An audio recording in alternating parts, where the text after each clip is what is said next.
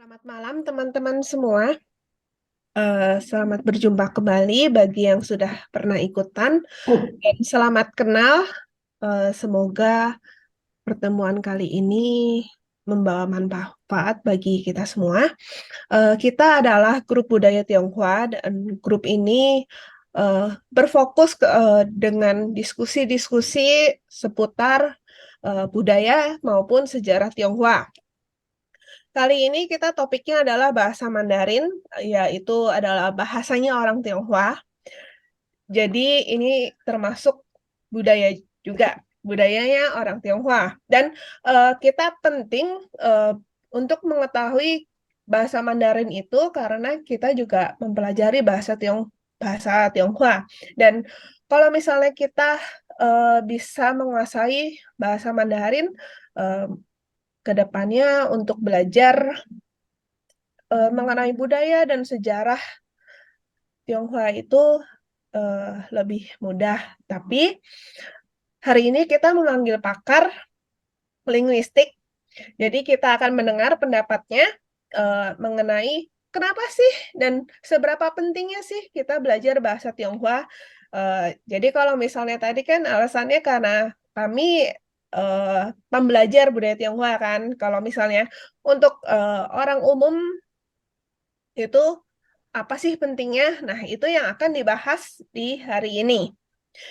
Dan hari ini pembicara kita adalah Bapak David Herman dengan moderatornya adalah Ibu Cendra Suari.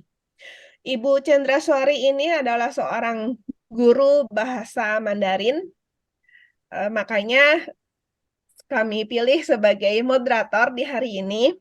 Eh, Beliau mengajar di SMA Teresiana dan Don Bosco Semarang. Untuk mempersingkat waktu, saya serahkan waktu dan tempat kepada Ibu Cendra untuk memulai. Silakan. Selamat malam, Cecilia. Terima kasih. Ya, Malam. Selamat malam semua para hadirin sekalian. Ya, selamat datang di webinar yang kesekian kalinya yang diselenggarakan oleh grup kami, yaitu Grup Budaya Tionghoa.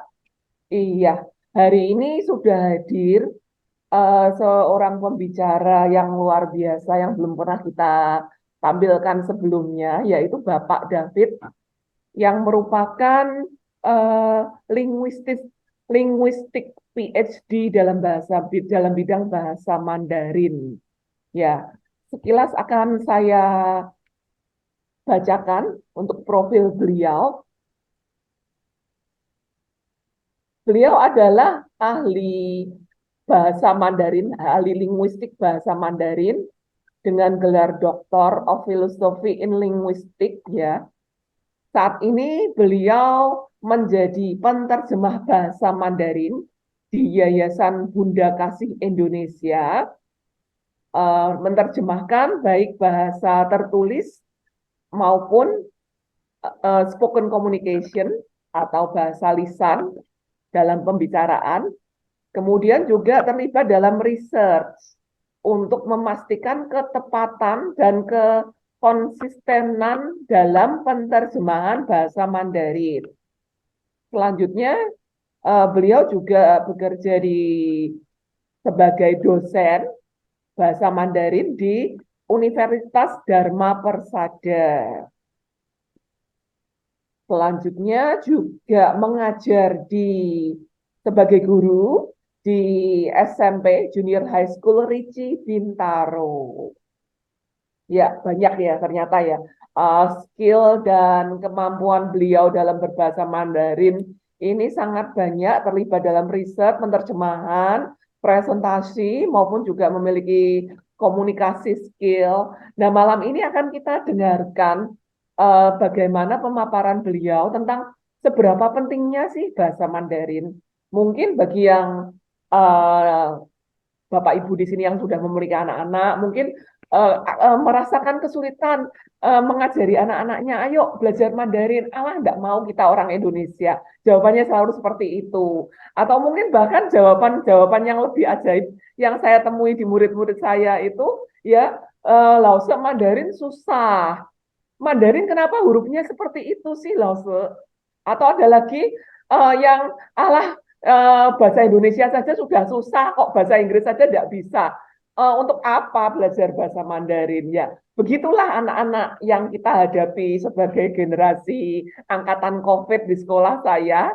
Ya, mungkin barangkali kita semua yang mengalami kesulitan dalam mengajari anak-anaknya untuk mendorong, ayo belajar bahasa Mandarin, ayo Mandarin itu penting loh. Nah, itu mungkin nanti akan kita mendapatkan insert pencerahan dari pembicara kita pada malam hari ini. Mungkin untuk mempersingkat waktu, silakan Bapak David. 哎，baik，谢谢陈达老师介绍那么好，不好意思。Wabarakatuh. Oke, baik. Terima kasih kepada Ibu Moderator. Sebelum memulai, izin terlebih dahulu untuk share screen. Pertama-tama, tentu kita semua mengucapkan terima kasih atas karunia Tuhan Yang Maha Esa.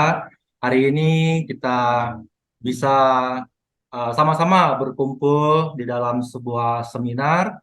Ya, tentunya saya di sini sangat merasa beruntung sekali diundang di dalam acara seminar pada malam hari ini. Nah, untuk seminar malam hari ini, topik yang kita bahas itu adalah mengapa belajar bahasa Mandarin. Nah, waktu mendapatkan topik ini dari panitia, wah, kalau bahasa anak gaulnya itu zaman sekarang ini gue banget nih gitu. Ini mengapa belajar bahasa Mandarin? Tentu ini menjadi sebuah pertanyaan bagi teman-teman yang belajar bahasa Mandarin. Kenapa di sekolah-sekolah itu diterapkan untuk pembelajaran bahasa Mandarin? Sebelum kita memasuk berbagai intisari pada pembahasan kita hari ini, untuk terlebih dahulunya itu tentu penting bagi kita untuk mengetahui terlebih dahulu sejarah bahasa Mandarin. Nah, bahasa Mandarin itu adalah salah satu boleh dikatakan bahasa tertua di dunia, ya. Yang konon kabarnya itu sudah dimulai digunakan sebagai bahasa di bagian utara Cina pada saat dinasti Qin dan Yuan pada tahun kurang lebih itu kalau tidak salah 1115. Kemudian bahasa Mandarin itu kemudian digunakan oleh para penguasa di apa namanya pada periode akhir dinasti Ming pada tahun 1368 sampai 1644. Itu kemudian berubah menjadi bahasa resmi pengalihan periode pada dinasti Qing pada tahun 1644 sampai 1912. Bahasa Mandarin ini kemudian akhirnya menjadi sebuah bahasa nasional di Cina pada tahun 1909 yang mungkin Bapak Ibu pasti semua sudah tahu dengan sebutan Putonghua. Kemudian untuk tulisan bahasa Mandarin itu menggunakan karakter tulisan Cina yang boleh dikatakan itu bagi kita yang baru belajar bahasa Mandarin itu boleh dikatakan aksara ataupun tulisan dari Cina itu memang terkenal rumit dan merupakan salah satu bagian tersulit saat belajar bahasa Mandarin, ya. Tidak seperti belajar bahasa Inggris yang masih menggunakan huruf alfabet, tapi ketika kita belajar untuk bahasa Mandarin, tentunya kita menggunakan dengan cara yang berbeda, ya. Jadi menggunakan goresan-goresan dari Hanzi. Kemudian untuk selanjutnya membantu meningkatkan tingkat literasi khususnya pada bahasa Mandarin. Selanjutnya itu pemerintah Cina kemudian mencoba untuk menyederhanakan bentuk karakter Cina yang digunakan dalam tulisan itu 1950. Kita juga tahu bahwa asalnya itu tulisan Cina yang kita sekarang dulu tulisan apa toh Hanzi yang kita kenal saat ini adalah sudah melalui proses penyederhanaan. Kemudian setelah itu versi yang sudah disederhanakan tersebut itu kemudian lalu digunakan di negara Cina, Singapura, kita lihat misalnya Malaysia juga ada. Sementara kalau untuk negara seperti Taiwan dan Hong Kong itu masih mereka menggunakan karakter Hanzi yang belum disederhanakan. Menariknya adalah meskipun memiliki sistem penulisan yang rumit, tata bahasa dalam bahasa Mandarin itu sesungguhnya cukup sederhana. Di sini Kue Laoshi pasti bagaimana sederhananya huruf Mandarin ini. Tapi kalau kita sungguh-sungguh untuk mempelajarinya dan memaknainya, sebetulnya bahasa Mandarin itu mudah sekali dipelajari sehingga seseorang bisa memulai berbicara menggunakan bahasa Mandarin dalam waktu yang bisa dikatakan lumayan cepat. Kemudian selanjutnya kita membahas pentingnya bahasa Mandarin. Di sini ada beberapa poin yang saya sertakan. Bahasa Mandarin itu adalah salah satu bahasa yang penting di dunia. Kenapa dikatakan demikian? Bahasa ini milik negara besar dengan jumlah penduduk terbesar kedua di dunia setelah India. Nanti saya akan paparkan di belakang. Dan jika merujuk pada data World Population Review, pada pekan kedua, di sini data yang saya dapatkan itu adalah Februari 2023, jumlah penduduk bumi sekarang itu sudah tembus bahkan 8 miliar. Populasi penduduk dunia itu diperkirakan mencapai 8,5 miliar pada tahun 2030. Kemudian bertambah menjadi 9,7 miliar jiwa pada tahun 2050 dan 10,4 miliar pada tahun 2021. Ini menurut survei dilakukan. Dari jumlah populasi tersebut, Indonesia, negara kita Indonesia masuk 4 besar negara penduduk terbanyak setelah India. Kemudian peringkat keduanya itu adalah Cina, kemudian yang ketiga itu adalah Amerika, dan Indonesia ini masuk pada peringkat keempat berpenduduk terbanyak dengan jumlah itu kurang lebih 277 juta jiwa. Nah, kita kembali lagi.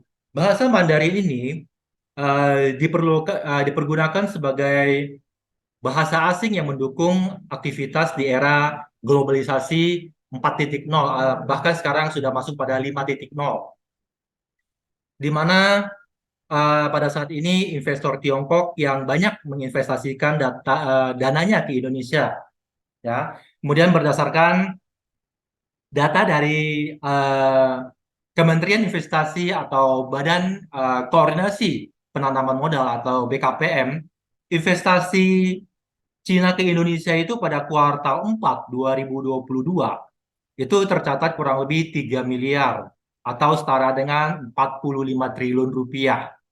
Jumlah sangat yang fantastis ya. Nilai tersebut itu lebih tinggi daripada Singapura yang hanya 2,7 miliar. Nah, sebetulnya di sini saya ada memasukkan grafik ya. Akan tetapi ini di PowerPoint saya untuk grafiknya itu tertinggal. Kemudian kita masuk lagi dengan nilai investasi yang sebesar itu yang saya sebutkan tadi, maka menjadi sebab adanya keperluan dalam mempelajari bahasa Mandarin.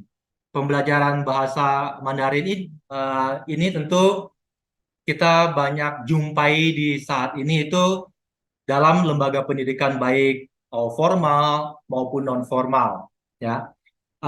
Saya sendiri jujur dulu waktu baru masuk S1 itu, sebelum masuk S1 saya belajar bahasa Mandarin dulu di bangku sekolah SMA, ya. Kemudian memantapkan bahasa Mandarin saya di sebuah yayasan pendidikan bahasa Mandarin itu di Lia Cibubur dulu saya. Jadi saat Mandarin saat ini sangat berkembang demikian pesatnya, sehingga banyak sekali seperti yang di tempat saya mengajar itu di sebuah yayasan di daerah Bogor, selain bergerak di bidang pariwisata, juga bergerak di dalam bidang pendidikan, yaitu mengadakan private les bahasa Mandarin yang jumlah muridnya itu boleh dikatakan sangat banyak sekali, ya. Jadi pendidikan bahasa Mandarin itu untuk saat ini bukan saja di pendidikan formal, akan tetapi merambah kepada pendidikan non formal. Kemudian selanjutnya ini yang saya tampilkan di sini. Nah, sangat eksisnya bahasa eh, Mandarin ini tentu tidak lepas dari bahasa Indonesia, ya, bahasa di mana negara kita. Di bahasa Indonesia di sendiri di kancah internasional itu tentu sudah tidak diragukan lagi. Nah, mungkin Bapak Ibu di sini bertanya, kenapa kita harus membahas bahasa Indonesia? Nah, terdapat beberapa universitas di wilayah Asia dan juga daratan Eropa yang mengajarkan bahasa Indonesia sebagai salah satu mata kuliah yang wajib ditempuh, ya. Kemudian upaya untuk membawa bahasa Indonesia di kancah internasional ini salah satunya adalah melalui pembelajaran BIPA, yaitu bahasa Indonesia penutur asing, ya. Penggunaan bahasa Indonesia dalam pendidikan eh, di Indonesia ini tentu Bapak Ibu sudah tahu diatur dalam Undang-Undang Nomor 24 Tahun 2009, yaitu pada ayat 29 pada pasal 29 ayat 1. Oleh karena itu mahasiswa asing. Nah, di sini keterkaitannya dengan bahasa Indonesia, bahasa bahasa Mandarin. Mahasiswa asing yang belajar atau menuntut ilmu, ya, bahkan bekerja di Indonesia harus mampu menguasai penggunaan bahasa Indonesia tersebut. Salah satu cara agar mahasiswa asing tersebut dapat menggunakan bahasa Indonesia dalam kehidupan sehari-hari itu dalam melalui pembelajaran BIPA atau bahasa Indonesia penutur asing. Tentunya menggunakan bahasa Indonesia dalam kesehariannya itu yang lebih dikenal itu dengan nama apa namanya program pengajaran BIPA, ya, karena eh, mahasiswa ataupun para pekerja yang dari China yang ketika masuk ke Indonesia bahasa Indonesianya itu belum bisa ataupun mungkin ada yang sudah belajar di sana kemudian masuk ke Indonesia itu belum lancar. Nah, gunanya untuk apa? Kita sebagai akademisi bahasa Mandarin, tentu ini sangat menguntungkan untuk kita ketika belajar bahasa Mandarin dan ketika kita sudah bisa belajar bahasa Mandarin. Ini adalah poin pentingnya, ya. Ini bisa eh, digunakan. Ini adalah salah satu poin positifnya karena bahasa Indonesia adalah bahasa ibu kita. Karena kita tinggal di Indonesia, pasti kita sudah fasih bahasa Indonesia. Walaupun kita sebagai misalnya ada beberapa orang yang keturunan Chinese, ya, akan tetapi kita sudah tinggal di Indonesia, kita bisa fasih berbahasa Indonesia. Ditambah lagi plusnya, kita bisa berbahasa Mandarin. Nah, ketika ada program pembelajaran BIPA ini, maka istilahnya kita sebagai akademisi bahasa Mandarin itu keahlian kita keahlian keahlian kita itu bisa sangat terpakai. Kemudian pada saat kita sudah bisa fasih dalam berbicara dalam bahasa Mandarin, dalam berbahasa Mandarin, tentu kita banyak sekali mendapatkan manfaat-manfaatnya. Nah, di sini saya ada menampilkan beberapa poin tentang manfaat daripada belajar bahasa Mandarin. Yang pertama itu adalah di sini memperluas kesempatan dalam bekerja. Setelah kemampuan menggunakan bahasa asing tentu kita bisa menggunakan bahasa asing untuk yang pertama itu adalah bahasa Inggris. Tentu kita sudah tahu. Kemudian bahasa asing yang kedua itu adalah yang sangat penting adalah bahasa Mandarin. Nah, ketika kita mencari pekerjaan, ya, selain CV kita dilihat dari fluennya, kita belajar kita bisa berbahasa Inggris, Tentu untuk nilai plusnya itu adalah kita bisa belajar, kita bisa fasih dalam bahasa Mandarin. Ini tentu saja kesempatan untuk bekerja di perusahaan Cina ataupun negara lain yang menggunakan bahasa Cina sebagai pengantar utama, ini mempunyai peluang yang sangat terbuka lebar sekali jika kita bisa fasih dalam bahasa Mandarin selain bahasa Inggris. Di sini saya mengambil contohnya, saya memberi perumpamaan. Contohnya, teman saya itu beliau itu kuliah setelah menempuh pendidikan di menengah atas, kemudian melanjutkan pendidikan di Taiwan. Setelah pulang dari Taiwan, itu beliau uh, mendapatkan pekerjaan di daerah Sulawesi, perusahaan Cina yang ada di sana. Nah, setelah mendapatkan pekerjaan di sana, beliau ini kemudian mengatakan kepada saya, untung saya bisa bahasa Mandarin. Saya bilang kenapa gitu. Ternyata gajinya lumayan. Satu bulan itu 18 juta. Ya, tentu lebih besar ya daripada gaji kita hanya mengajar di sekolah. Ya, ini adalah peluang-peluang yang sangat besar sekali. Bahkan ada satu teman saya itu yang berada di Batam. Batam itu mengajar bahasa Mandarin di sana itu di sebuah perusahaan, kalau tidak salah itu di sebuah perusahaan ya, sebagai penerjemah bahasa Mandarin Mandarin di sebuah perusahaan di Batam itu gajinya bisa mencapai 25 juta. Tentu ini adalah angka yang sangat fantastis ya. Ini adalah merupakan nilai plusnya kita ketika kita bisa menggunakan bahasa Mandarin. Kemudian peluang emas ini bisa kita manfaatkan tentunya jika kita belajar bahasa Mandarin, sehingga kita akan menjadi unggul dibandingkan kandidat lain jika kita mencari sebuah pekerjaan. Kemudian perusahaan asing itu tentunya biasanya tertarik dengan mempekerjakan warga negara Indonesia yang memiliki kemampuan bahasa asing, ya. Tidak terkecuali yang ada di Cina. Jadi kita bisa, jika kita ingin mendapatkan peluang yang luas dalam kesempatan kita bekerja, tentunya kita harus bisa fasih dalam berbicara bahasa Mandarin, ya. Tidak hanya berbicara, akan tetapi kita bisa fasih dalam bahasa Mandarin. Kemudian untuk yang poin kedua, yang manfaat yang bisa kita dapatkan ketika kita belajar bahasa Mandarin adalah membuka wawasan tentang kebudayaan Cina.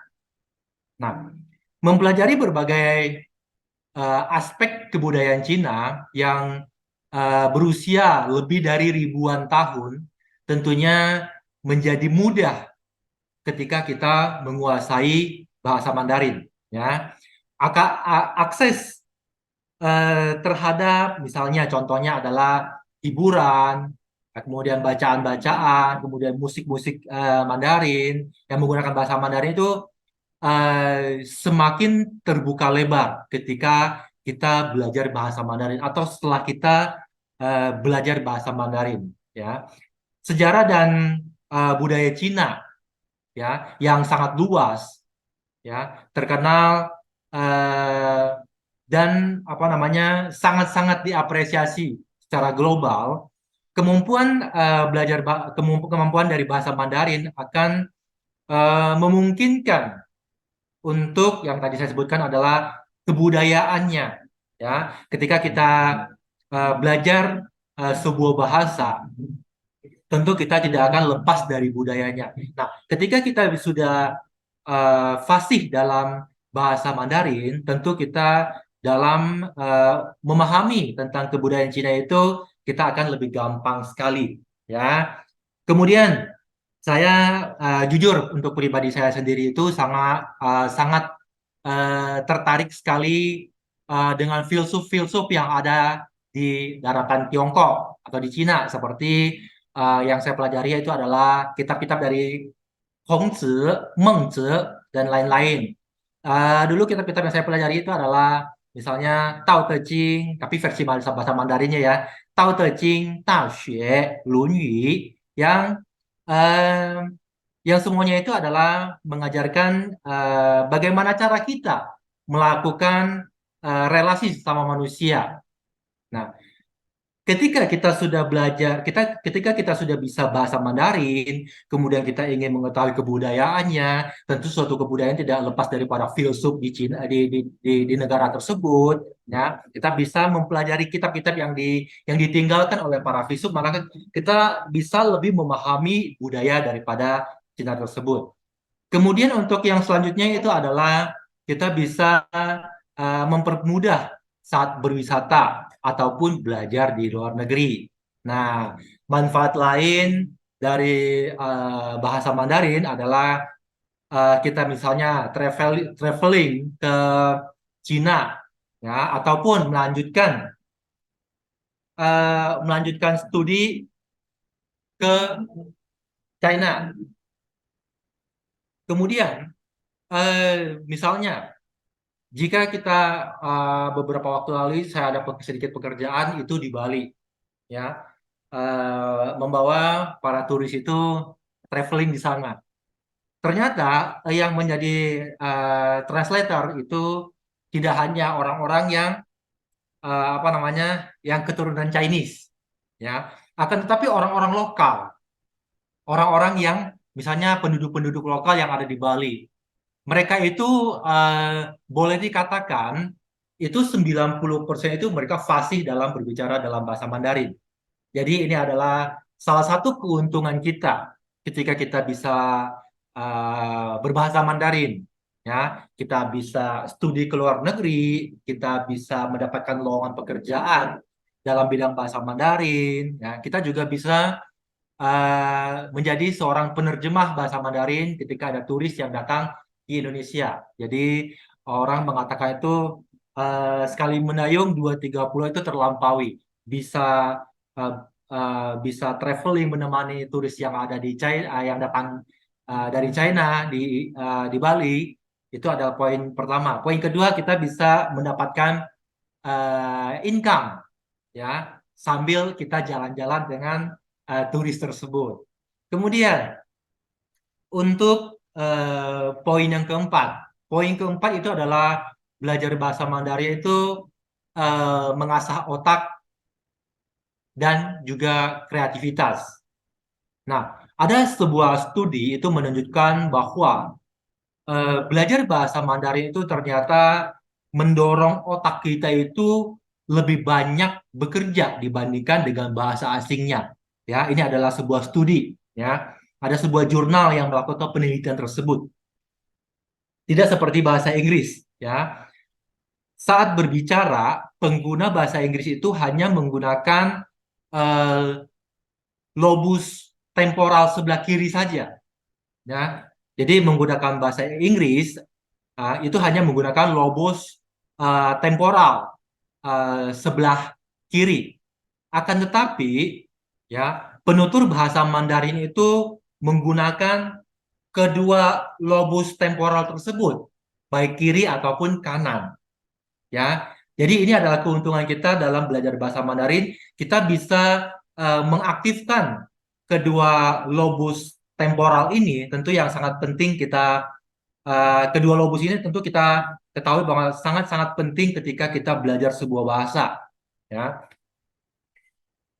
tidak hanya itu, ketika kita bisa menguasai karakter Hanzi yang digunakan dalam tulisan, juga mampu meningkatkan keterampilan motorik dalam kemampuan visual recognition kita.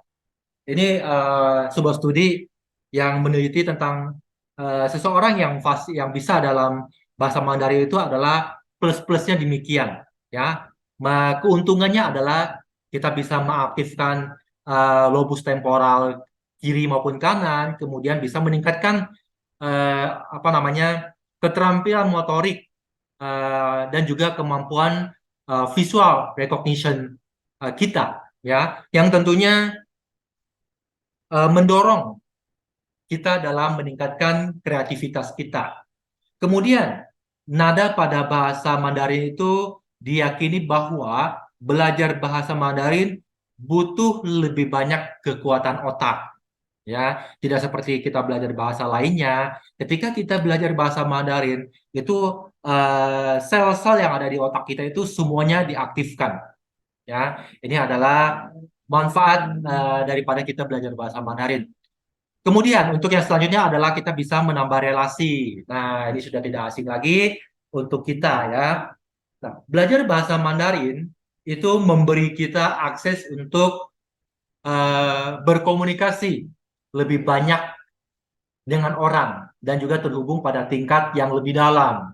Ya, ya tidak hanya di Asia, tetapi bahkan kita bisa menjaring relasi di seluruh dunia ya dengan bahasa Mandarin ini. Dengan kita menguasai bahasa Mandarin, kita bisa memperluas lingkaran bisnis, ya. Ya, ini yang bisa menghasilkan puing-puing cuan untuk kita, ya. Kemudian mendapat lebih banyak teman, ya. Tentu di saat era modernisasi ini, ya, di mana medsos itu kan menjadi penghubung kita, ya, tidak hanya negara kita di Indonesia, akan tetapi bahkan di seluruh penjuru dunia. Kita bisa menggunakan kecanggihan teknologi yang saat ini, kita bisa berhubungan dengan orang-orang yang berbahasa Mandarin, tidak hanya di Indonesia, bahkan di seluruh dunia. Ya, dengan menguasai bahasa Mandarin, tentu kita bisa yang tadi saya sebutkan, lingkaran bisnis kita dapat, kemudian kita mendapatkan banyak teman, dan mampu berbicara dengan orang Cina di jaring sosial. Ya, tadi saya sebutkan kita bisa berteman tidak hanya dengan orang-orang Indonesia saja nih, kita bisa berteman dengan orang-orang yang ada di luar sana. Ya, kemudian dengan kemampuan bahasa Mandarin, kita juga bisa belajar banyak langsung dari para penutur asli, ya, dan kita mempunyai hubungan yang lebih dekat. Nah, ketika kita sudah bisa dalam bahasa Mandarin, walaupun belum terlalu fasih, dan ketika kita melakukan interaksi dengan orang-orang yang penutur asli dari bahasa Mandarin tersebut, ya, maka kemampuan daripada bahasa Mandarin itu tentu otomatis dengan secara refleks itu tentu bisa meningkat, ya, jika kita melakukan interaksi dengan penutur dengan penutur asli eh, dari bahasa yang kita pelajari, tentunya bahasa Mandarin. Kemudian yang selanjutnya adalah kita bisa meningkatkan kepercayaan diri. Nah, ini adalah mencakup dari kelima poin yang di atas. Nah, meningkatkan kepercayaan diri seperti apa? Misalnya tadi yang saya paparkan di atas, yang pertama adalah mendapatkan kesempatan pekerjaan yang lebih luas. Ya, ketika kita bisa belajar ketika kita sudah fasih dalam bahasa Mandarin, tentu kita bisa meningkatkan kepercayaan diri kita bahwa saya mempunyai kemampuan ini. Kemampuan saya ini bisa meningkatkan CV saya dalam mencari sebuah pekerjaan, ya. Ini adalah tentu poin-poin penting, ya, yang penting kita ketahui ketika kita sudah belajar bahasa Mandarin, ya. Kemudian untuk selanjutnya, karena saya hanya diberikan waktu 30 menit, ya, untuk waktu yang tersisa kurang lebih 2 menit ini saya akan manfaatkan untuk mengambil sebuah kesimpulan. Ya, ketika kita sudah fasih dalam bahasa Mandarin, ya, yang pertama itu adalah kita jika ingin karir kita bagus, belajarlah bahasa Mandarin. Ya, seperti yang tadi saya paparkan di atas, karir kita bisa sangat-sangat cemerlang ketika kita bisa fasih dalam bahasa Mandarin. Yang kedua itu adalah jika ingin income kita tinggi, belajarlah bahasa Mandarin. Tidak ada gunanya belajar, tidak ada sesuatu yang sia-sia dalam belajar bahasa Mandarin. Ya, bisa mendapatkan income kita yang sangat besar ketika kita fasih dalam bahasa Mandarin. Ya, kemudian jika ingin masa depan cerah, bahasa Mandarin. Ya, setelah kita fasih bahasa Mandarin, income kita tinggi, maka masa depan akan sangat-sangat cerah ya. Jadi setelah kita belajar bahasa Mandarin, setelah kita tahu manfaatnya, maka tidak ada alasan lagi untuk tidak belajar bahasa Mandarin ya, karena bahasa Mandarin adalah bahasa penting. Selain bahasa Inggris, bahasa internasional kedua adalah bahasa Mandarin, maka sangat penting untuk kita pelajari. Akan tetapi ya, kita belajar bahasa Mandarin. Tidak, tadi saya katakan dipaparkan di atas tadi adalah ada di pendidikan formal maupun non formal ya. Ketika kita misalnya belajar bahasa Mandarin, kita bisa menggunakan teknologi yang ada saat ini. Misalnya, kita menggunakan media pembelajaran yang tepat ya. Saat ini YouTube kita akses dengan gampang, Instagram maupun TikTok lainnya kita akses dengan sangat-sangat gampang. Ketika kita belajar bahasa Mandarin, kita bisa mengasah lebih dalam lagi bahasa Mandarin kita dengan penggunaan media pembelajaran tepat, misalnya dari YouTube, dari media sosial lainnya, ya. Seperti keponakan saya itu, walaupun usianya masih 7 tahun, itu sudah fasih dalam bahasa Mandarin. Belajar dari mana? Dari YouTube, ya. Anak keponakan saya ini sering menonton YouTube dalam bahasa Mandarin, sehingga walaupun belajar belum belajar bahasa Mandarin, akan tapi sudah fasih dalam berbicara bahasa Mandarin. Ya, sebagai penutup saya mengambil kata-kata dari Kongzi, itu filsuf Confucius, 活到老，学到老. Ya, tidak ada satu hal yang sia-sia. Kita hidup sampai tua, kita belajar sampai tua. Ya, apalagi kita belajar bahasa Mandarin. Setelah kita bisa bahasa Mandarin, tentu memberikan sebuah efek yang sangat baik sekali untuk kita sendiri. Ya, terima kasih kesempatan yang diberikan kepada saya malam ini uh, tentang mengapa kita harus belajar bahasa Mandarin. Ya, untuk selanjutnya saya kembalikan ke moderator. Terima kasih. Iya, terima kasih Bapak David.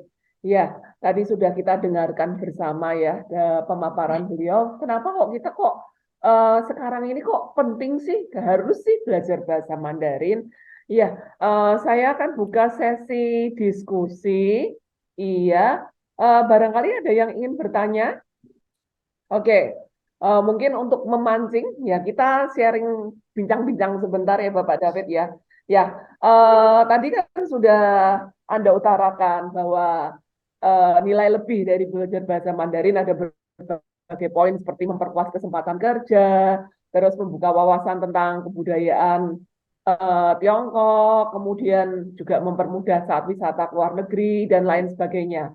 Ini sebenarnya ada yang poin yang menarik saya ini, terutama yang mengasah otak dan kreativitas ya mungkin nggak terpikirkan begitu ya bagi orang-orang yang baik pengajar maupun belajar itu kalau ternyata dengan belajar Hanzi, belajar Zhongwen itu kita bisa mengaktifkan sel-sel otak kita. Nah, kemudian selain hal itu keunggulannya bahasa Mandarin ini dibandingkan dengan bahasa lain apa sih, Pak David? Coba mungkin. Ya, baik. Terima kasih, Channel Lause. Betul sekali, Lause.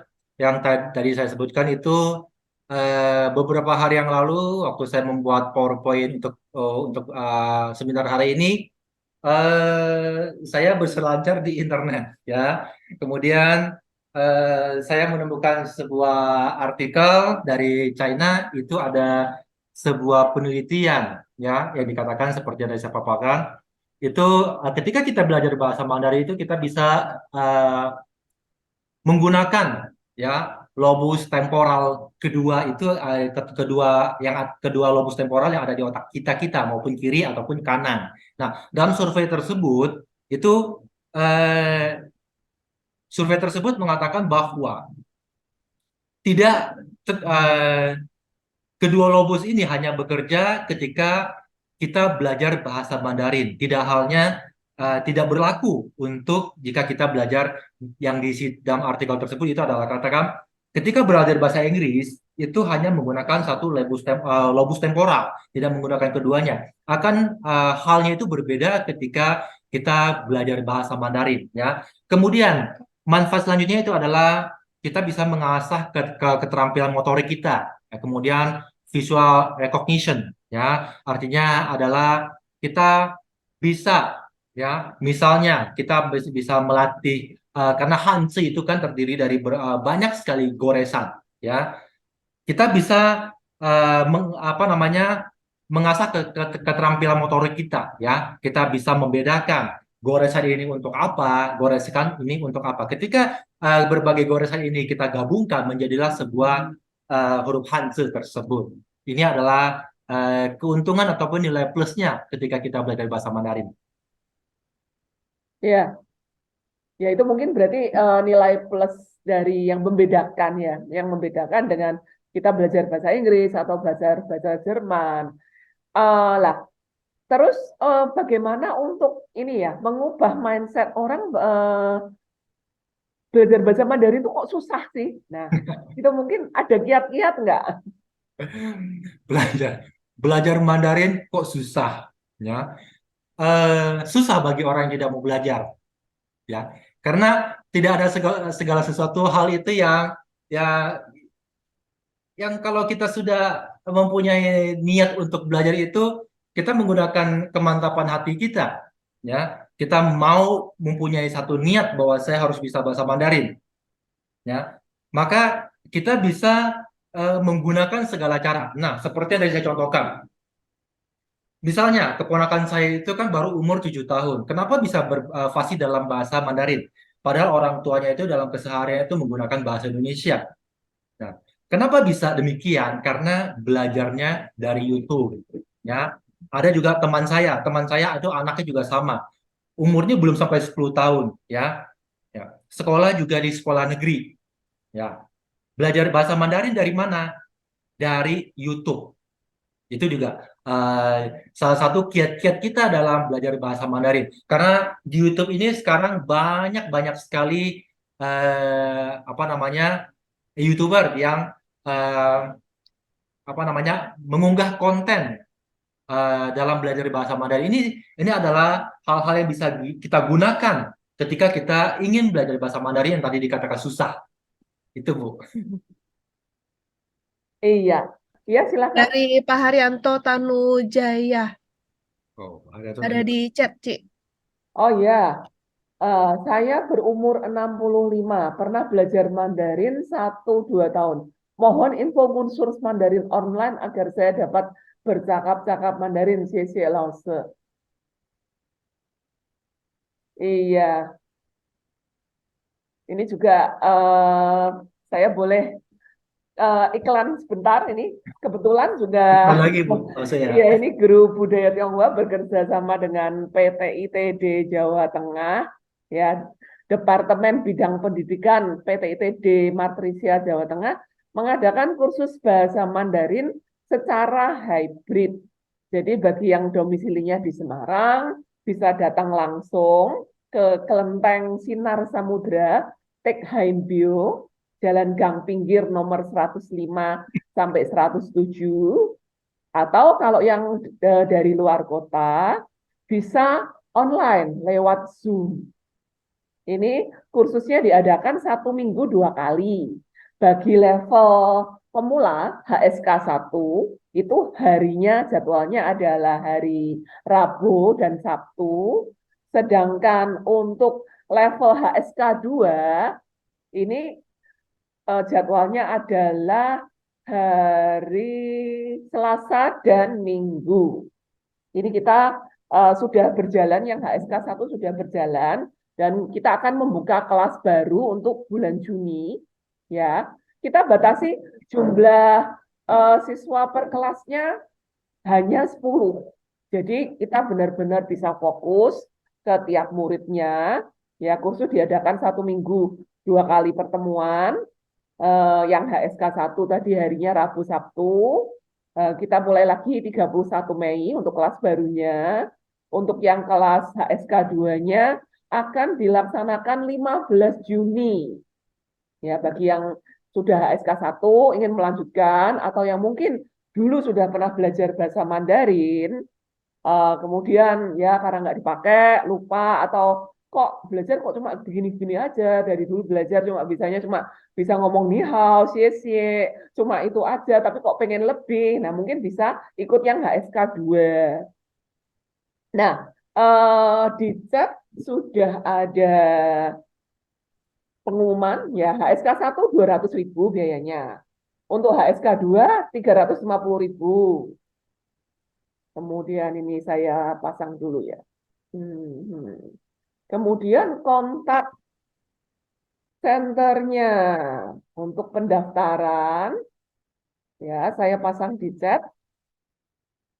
Iya, itu adalah nomor HP WA dari admin Saudari Widya 081228522092, Saudari Mimi 081226881186, dan saya sendiri Hendra 085753906998.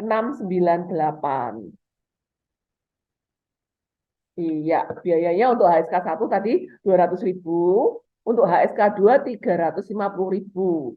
Itu biaya per bulan. 1 bulan 8 kali pertemuan atau seminggu 2 kali. Demikian, barangkali ada yang ingin mendaftarkan putra-putrinya atau barangkali kenalan-kenalan bisa di-share. Iya, waktu saya kembalikan kepada forum, ada pertanyaan lagi untuk materi ini? Ya, ini juga ada chat dari Saudari Lia yang suka nonton drama Mandarin ya. Jadi terus kemudian tertarik untuk belajar bahasa Mandarin. Nah, ini juga kebetulan saya juga dulu motivasinya seperti itu sih. Karena kan kalau zaman dulu sebelum banyak web-web TV online itu kan kita nonton kan paling di Indosiar ya. Itu diterjemahkan Indonesia. Itu kok dubbingnya kok aneh gitu loh ngomongnya kan. Jadi kan pengen belajar begitu. Tapi kalau lihat yang bahasa aslinya dulu film-film Hongkong itu banyak yang berbahasa kungfu juga rasanya juga kurang pas juga begitu. Ya, Ya. barangkali ini ada pertanyaan lain dari para hadirin. Lause, sedikit saran dari saya buat Pak Haryanto. Ya, Pak Haryanto, walaupun sudah umur 65, jangan takut. Tadi saya mengutip kata-kata dari Kongzi. Itu, 活到老，学到老. Walaupun hidup sampai tua, kita belajar sampai tua. Tidak ada kata-kata terlambat untuk belajar bahasa Mandarin. Karena seperti tadi, promosi dari Chandra Lause itu sangat-sangat sangat baik sekali ya. Walaupun belajar bahasa Mandarin ada offline, tapi akan hybrid, bisa menggunakan online. Tidak peduli Pak Haryanto ada di mana, bisa belajar dari manapun, kapanpun. Ya, ya, bagaimana Pak Haryanto? Mungkin ada mau. Terima kasih. Saya di Jakarta. Ya, Nah, nggak apa-apa, Pak kebetulan saya Haryanto. punya menantu itu orang mainland. Jadi saya bisa bahasa Inggris, dia bahasa Inggrisnya saya nangkep. Karena bahasa Inggrisnya dia lebih jelek dari bahasa Inggris saya. Saya pengen tahu kalau lagi ngomong apa gitu, saya pengen tahu gitu loh. Jadi mungkin lebih ke percakapan ya daripada tulisan. Kan tulisan saya pernah belajar juga gitu loh. Dulu di toko 3 di kota di Pecinan. tidak. Tapi udah lama sekali. Jadi saya mau yang praktis gitu bisa itu, Bu Chandra. Iya, Siapa namanya? iya, oke. Ya, ada lagi. Saya lihat di sini malam ini juga hadir Chou Laoshi. Chou Laoshi, 晚上好. Mungkin Chou Laoshi ingin sharing sesuatu atau bertanya pada Bapak David, narasumber kita malam hari ini. Oh, ini udah ada pertanyaan ini. Iya, beda gak bahasa Mandarin klasik dengan bahasa Mandarin zaman sekarang? Bedanya di mana, Pak David? Iya. Oke, baik. Terima kasih. Bedanya bahasa Mandarin, apa tadi? Lupa saya. Yang dulu dengan yang sekarang. Klasik dengan zaman sekarang. Oke, baik ya. Kalau tadi saya kalau tidak salah juga ada memaparkan itu metamorfosis daripada bahasa Mandarin, ya. Jadi jika bahasa Mandarin yang saat ini kita ketahui itu adalah simplified, yang sudah disederhanakan, ya. Tentu ini sangat memudahkan kita ketika kita belajar bahasa Mandarin. Nah, beda halnya, jika eh, bahasa Mandarin yang klasik, ya, atau yang biasa dikatakan itu adalah Fanti Zi, ya. Kalau yang modern ini adalah Jianti Zi. Fanti Zi ini adalah yang digunakan misalnya di negara Taiwan ataupun di Hong Kong, ya. Itu guratannya itu lebih banyak. Guratannya lebih banyak, goresan-goresannya pembentuk dalam aksara Mandarin itu lebih banyak dibandingkan dengan eh, karakter Hanzi yang sudah modern saat ini. Nah, ketika kita belajar bahasa Mandarin dengan menggunakan apa namanya, dengan menggunakan aksara yang klasik, tentu sebagai pelajar pemula mungkin kita akan sedikit merasa kesulitan karena guratannya itu lebih banyak. Nah, akan tetapi, ini tidak berlaku untuk semua orang. Ya, seperti teman saya. Teman saya yang belajar di Taiwan itu dia katakan bahwa begini, ketika kita bisa menggunakan Fanti-Zi, kita bisa menggunakan bahasa terbiasa dengan aksara klasik, maka ketika kita membaca aksara modern yang saat ini itu sangat gampang sekali. Ya, ketika kita sudah kenal dengan aksara yang klasik, ketika kita ingin melihat aksara yang modern itu gampang sekali karena hanya disempurnakan. Ya, ada goresan-goresan yang dikurangi dari Fan Zi, kemudian baru dimasukkan ke dalam Jian Zi. Ya, demikian, Laoshi. Ya, terima kasih Pak David. Iya, oke. Itu kalau kita tadi yang Anda paparkan adalah bedanya Fantize sama Cientize ya. Ya, Itu kalau bagaimana kalau dengan struktur bahasanya? Kalau kita kan kalau mungkin lihat novel-novel terutama yang klasik seperti Sanwo, seperti itu kan mungkin bisa jadi itu dalam satu kalimat itu kan kalimatnya mungkin kita bisa baca semua nih. Tapi ini artinya apa ya? Jadi mungkin struktur bahasanya atau grammarnya itu bedanya di mana sih dengan yang bahasa Mandarin zaman sekarang itu? iya, baik. Sebetulnya gini, Laoshi. Untuk structure maupun grammarnya itu tidak ada perbedaan. Yang membedakan itu adalah kedalaman kita, pemahaman kita dalam bahasa Mandarin. Misalnya tadi saya paparkan tadi itu adalah ketika kita belajar bahasa Mandarin, kita tidak bisa lepas dari budayanya. Budayanya itu tidak lepas daripada filsuf-filsuf yang ada di Cina. Ya, tadi yang saya pelajari adalah misalnya dari Kongzi, Mengzi, itu adalah filsuf dari daratan Tiongkok. Ya, kita bisa belajar dari sana.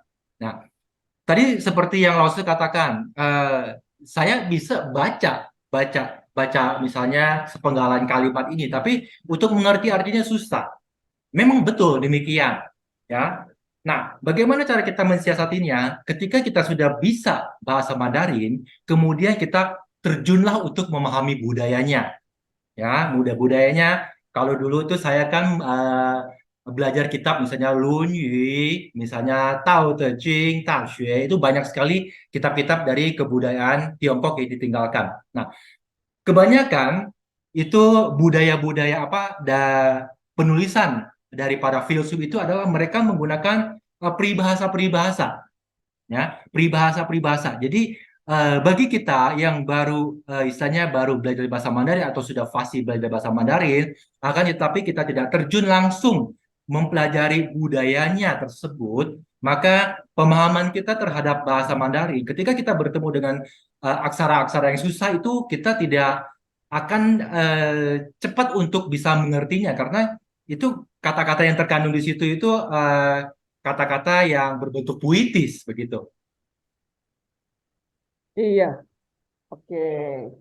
Iya, Cici, Bapak David. Oke, masih ada pertanyaan?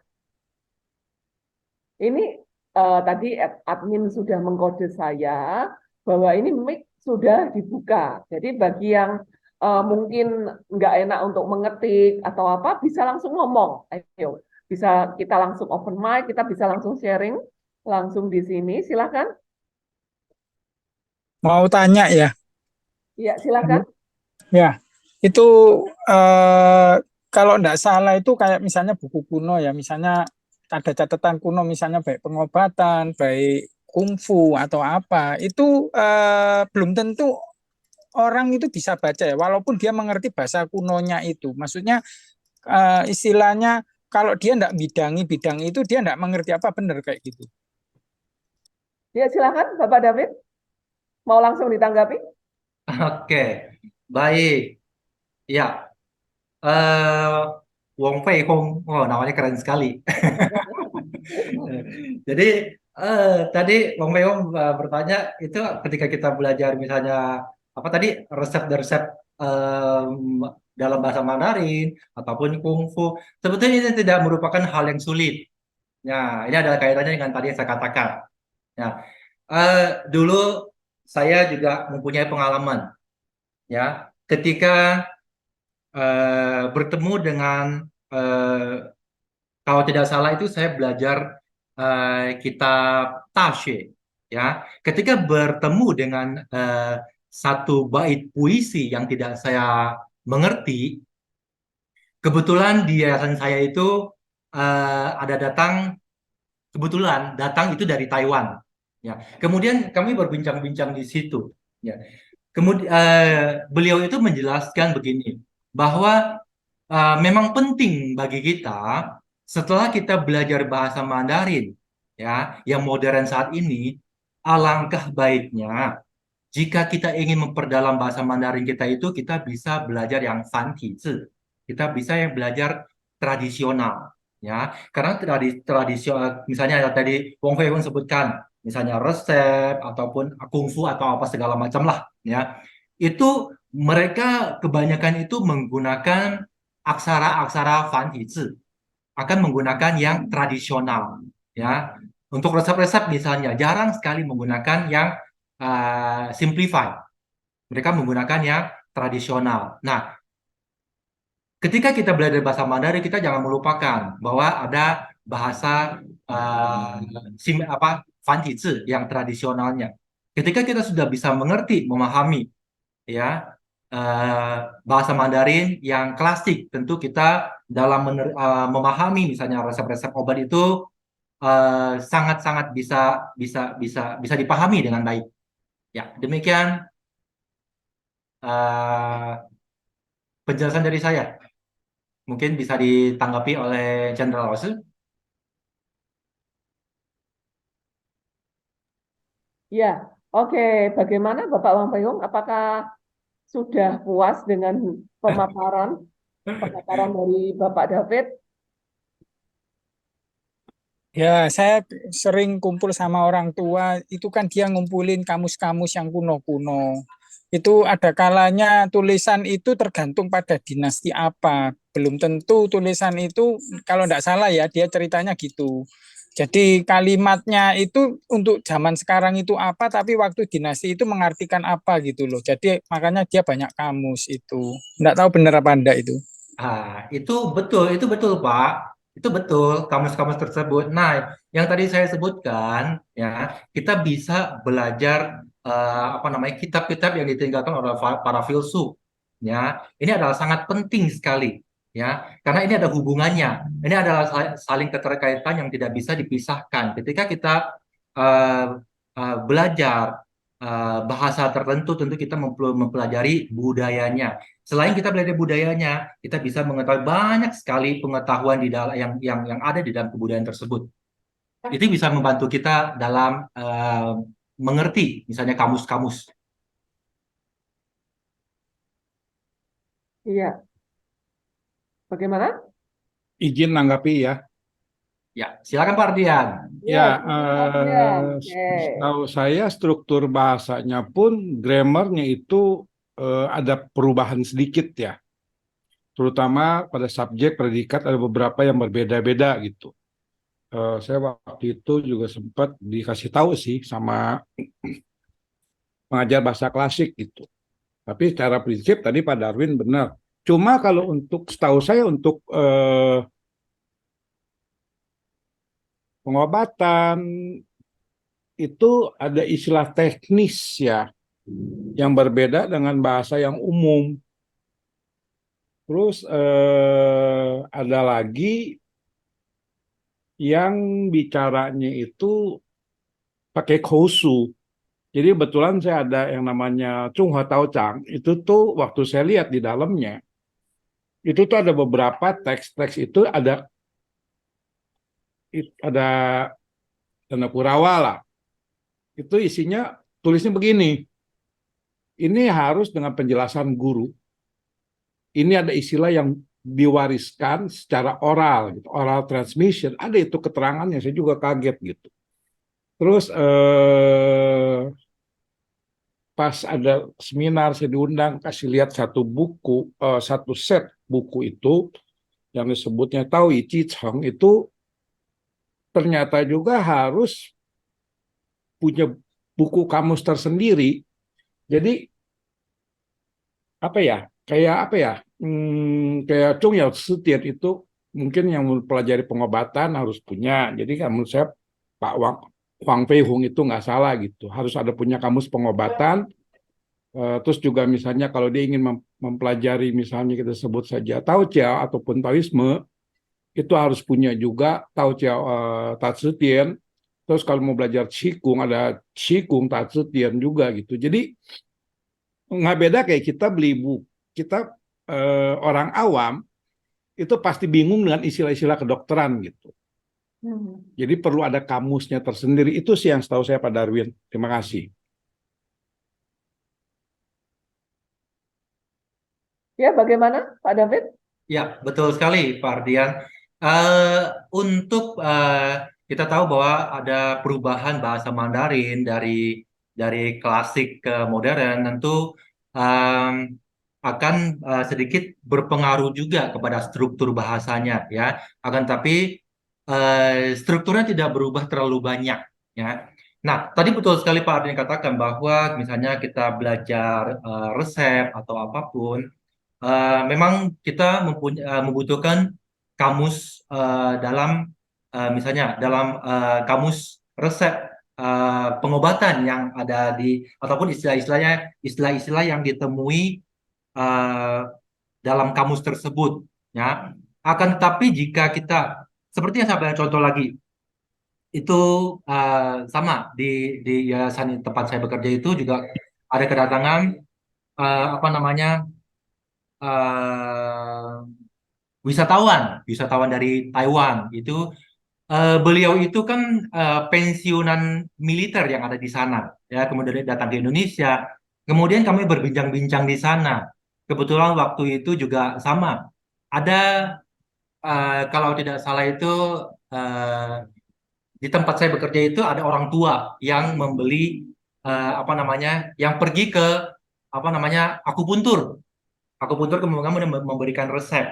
Nah, ketika kita tidak mengerti apa kata-kata ataupun eh, huruf Hanzi yang ada di sini nih cara menggabungkannya bagaimana nih supaya menjadi satu kesatuan supaya kita pahami, itu dia dengan gampang saja, dengan gampang apa namanya mengartikannya bahwa eh, ini hubungannya dengan ini hubungannya dengan ini. Walaupun kalau kita misalnya eh, orang Indonesia penutur bahasa Mandarin tentu kalau kefasihannya kurang dalam tentu kita akan sangat-sangat sulit untuk memahaminya tersebut maka ini dibutuhkan ketika kita belajar bahasa Mandarin kita harus menyelami ke dalamnya supaya kita bisa memahaminya dengan baik begitu Lao Shi. Iya, bagaimana? Sudah ada pertanyaan. Oh ya, saya baca dulu dari chat. Oke, dari Saudari Lia. Eh, tetapi pengalaman saya dulu kursus Mandarin, Laoshi lulusan Peicing pun bisa enggak paham, ya. bedanya yue dalam yue dengan re punya re kuang. Iya. Oh, oke. Em, Sebetulnya harusnya sudah paham ya kalau Lause lulusan Beijing. Nah, pertanyaan saya ini, Lause dari mana itu? Jadi Lausenya itu orang Indonesia yang belajar bahasa China, belajar bahasa Mandarin di China atau orang apa namanya Ya, orang orang Indonesia ah, belajar itu dia belajar kan? Cipuan di China. Karena kebanyakan ya kebanyakan jika kita orang Indonesia ya kita yang melanjutkan studi ke China ya. Untuk pembelajaran sejarah Zhuye itu kan kata-kata dari Kongzi, Ya. Confucius. Zhuye itu banyak sekali, itu syair yang saya pelajari. Saya juga masih, kalau salah masih bukunya itu masih ada 4 atau 5, itu banyak. Jadi eh, ini kalau kita belajar bahasa Mandarin, kita sebagai mahasiswa asing yang ke sana tentu tidak belajar sampai sedemikian detailnya ya. Hanya orang-orang yang di sana saja yang bisa mengerti karena mereka mempunyai dasar bahasa Mandarin ya. Mereka dari kelas istilahnya kalau di SD kita di Indonesia itu mereka sudah belajar kitab. Beda halnya dengan kita. Kita belajar ke sana untuk belajar bahasa Mandarin, tapi mereka dari SD sudah belajar kitab bahasa Mandarin. Ya.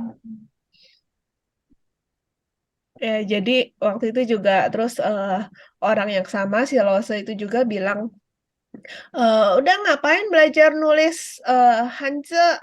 Orang sekarang pakai pinyin juga udah keluar kok kata-katanya. Betul, betul, betul. Betul, tidak salah, tidak salah. Ya itu pengalaman sih, udah sekian tahun yang lalu waktu belajar. Itu sama, Ibu Lia Chang, sama. Saya juga sama. Menulis karakter Hanzi itu sekarang mundur. Kenapa? Karena kita terlalu banyak bekerja depan laptop. Iya sih. Kita ketik pingin sudah keluar semuanya, ya. Sehingga ketika kita menulis itu, kalau bahasa ini sedikit kagok, ya, ya, agak susah untuk menulisnya karena kita udah terbiasa dengan pingin yang ada di laptop gitu.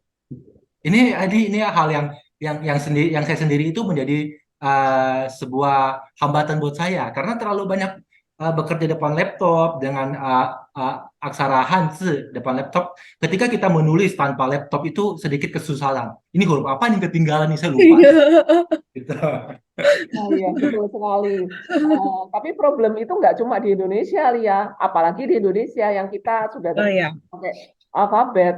Waktu saya besin, dosennya dari Hunan, Sefantasye, itu juga dia menunjukkan kasus-kasus yang terjadi di Tiongkok. Itu kayak di jualan-jualan itu kan sering tertulis sales segala macam itu jualan buah nih. Contohnya harusnya Xiaomei, tapi dia nulisnya Jiaotu. Nah kan itu kan antara Xiaomei, strawberry, jadi Jiaotu. Tuh itu kan racun. Kan udah beda banget gitu loh. Cuman karena atasnya sama-sama ada simbol atau Jiaozikou ya. Ya, oke. Ini ada pertanyaan dari Bapak Frans Yang. Ya, saya baca dulu. Bagaimana dengan kamus Mandarin di Google? Bisa dipakai, tanda tanya. Dari kalangan mana itu Mandarinnya? Ya, silakan Pak David. Oke, baik. Terima kasih, Franz. Franz bertanya bagaimana dengan kamus Mandarin di Google. Oh, jangan. Ya, kalau kamus Mandarin di Google itu hanya bisa menerjemahkan beberapa persen saja. Ya, ketika kita menggunakan translate dengan Google Translate itu tidak menjamin terjemahan kita tepat. Hanya ada beberapa bagian saja yang bisa kita tangkap. Selanjutnya ya tentu kita harus melalui proses belajar bahasa Mandarin. Gitu. Mungkin Pak Ardia tuh mau menambahkan, sudah open mic. Nah, iya, betul. Jadi ingat permasalahan yin itu kan dalam simplified itu kan artinya awan ya. Ya. Nah, itu juga banyak orang juga bingung gitu, yin itu awan atau berkata gitu. Nah, itu mungkin ada satu hal yang kita harus tahu gitu, bahasa Mandarin itu kan morfem ya sifatnya ya Pak Darwin ya. Betul, betul. Itu mungkin kita harus melihat gabungan-gabungannya itu. Jadi kita lebih paham ya, kalau enggak cilaka gitu. Apalagi ya pakai Google Translate gitu. Google Translate biasanya yang saya tahu, ataupun orang-orang yang pakai Pleco gitu. Biasanya kan per suku kata ya, ataupun per kata ya. Bukannya per kata ya. Jadi ya, jadi per aksara ya. Bukannya per Kalau kata gitu. Misalnya kita ambil misalnya Nian Tiao gitu. Ya, kita kan udah langsung tahu kan, oh itu mie maksudnya kan. Betul nggak? Tapi kalau misalnya mien aja, itu kan berarti kan, apalagi pakai simplified gitu, itu kan bisa artinya muka gitu. Itu kan suatu permasalahan ya Pak Darwin ya. Itu yang banyak orang itu yang pakai aplikasi dia download, terus kan ketemunya kebanyakan kan per kata gitu. Ini jadinya eh, tetap ya kalau harus untuk Pleco sih eh Ada bi- frasenya. bisa nggak per aksara, jadi bisa per kata. Kalau itu udah cukup umum. oh, Tapi kalau misalnya dimasukin langsung satu kalimat atau satu paragraf panjang, ya harus kita sendiri yang nentuin penggalan jadi dibikinin spasi. Ini harusnya penggalanin katanya tuh di mana gitu. nah mungkin kira-kira ada aplikasi apa nggak yang bagus gitu buat orang-orang gitu. Nah, tapi kalau Itu itu misalnya itu itu itu, Google itu perlu juga. Translate itu banyak ngaconya. Banyak ngaco ya. Ya, bagaimana Bapak David? Tadi Pak Ardian bilang itu bisa celaka itu pakai terjemahan Kalau begitu. Google Translate sih beneran bisa celaka. Itu menjerumuskan Apalagi kita itu. apalagi dimasukinnya langsung satu paragraf atau satu artikel sekaligus. Wah, itu udah. Kalau satu artikel nggak bisa, dia ada batasannya. Ya kalau pengalaman saya, ya ini saya menambahkan sedikit, itu Google Translate itu sistemnya, itu dia translate ke Inggris dulu, gitu. Jadi kalau kita pakai settingannya bahasa itu detect language atau Mandarin Simplified ke English, itu kemungkinan tersesatnya lebih kecil, tapi tetap bisa tersesat, gitu. Ya ini juga untuk menambahkan pada Pak Frans Yayang ya. Dari pengalaman saya tuh kayak gitu. Misalnya ini kan lagi ngetren Xianxia nih. Itu biasanya di Xianxia itu kan istilah dunia fana itu ada Hongzhen. Kemarin nih barusan kemarin nih saya ngetes. Itu terjemahannya di Google Translate itu udah bener kalau ke Inggris. Jadi Hongzhen, Hong merah dan Jen debu, itu kalau arti perkatanya seperti itu kalau ke bahasa Inggris artinya udah jadi world of mortal, dunia fana, ya mortal, ya yang bisa mati gitu ya kayak kita inilah manusia biasa, dunia manusia. Tapi kalau Hongzhen terus translate-nya ke Indonesia jadinya debu merah. Debu merah. Iya, jadi dia literal. Jadi Indonesianya masih salah. Jadi tapi mungkin Inggrisnya tuh udah diupdate gitu loh. Nah, terus dulu pernah pernah lucu lagi saya ulangan di sekolah kan. Kosakata yang saya teskan itu maupi. Kalau yang anak yang rajin nih yang mencatat penjelasan saya, dia akan menjawab oh kuas kaligrafi atau kuas tulis Cina begitu. Nah, maupi. Tapi kalau yang dia mengerjakan soal pada waktu itu kan zaman COVID ini, zaman PJJ, pembelajaran online.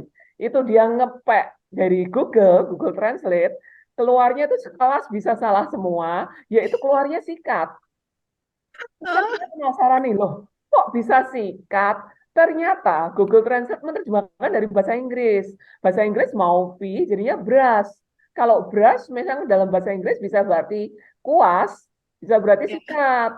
Tapi kalau bahasa Indonesia sikat, ya tersesat jauh. Ya itu demikian Pak Yayang. Ya, mungkin ada lagi. Mau nanya satu lagi ya. Kalau biasanya yang dulu-dulu yang rahasia itu kan disembunyikan dalam syair. itu orang biasa enggak bisa mencain sendiri atau bagaimana ya? Ada triknya enggak? Ke siapa nih, Pak?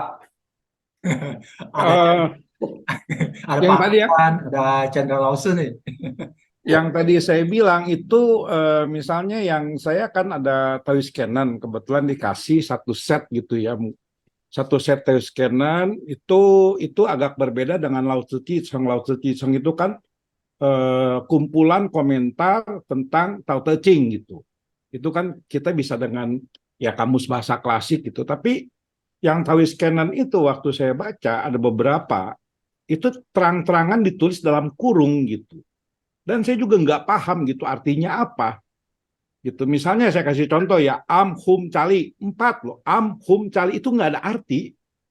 Dibuka di kamus di apapun nggak ada gitu. Nah itu di dalam kurung khusu artinya oral transmission dari guru.